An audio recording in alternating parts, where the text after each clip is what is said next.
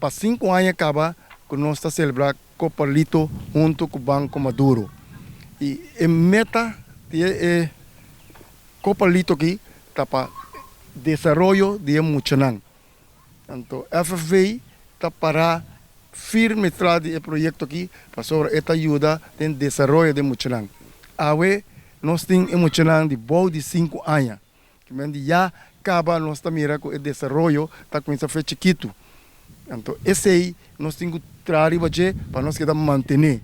Então, nós somos muito agradecidos na Banco Maduro que está querendo um projeto aqui junto conosco e para assim nós podemos celebrar 5 anos. Seguro que nós vamos celebrar mais anos para a Copa Lito aqui e me desejar todo o equipe que está participando na Copa Lito aqui éxito e turcos bom e nós queda de mente que está para desenvolvimento de mucha. Danke. Essa aqui é de 5 anos. Me obisa é primeiro lustro.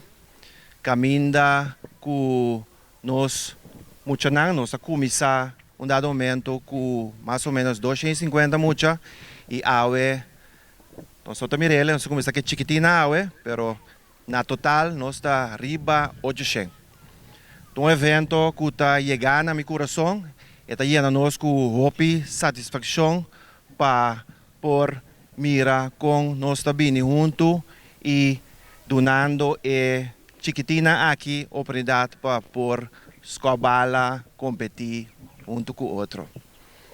Me quero agradecer de coração, FFB, todo equipo, todo mucha, todos os líderes, muito importante, todos os voluntários, maior, danke de coração, muito éxito e me asseguro que nós todos gosta, muito de evento aqui.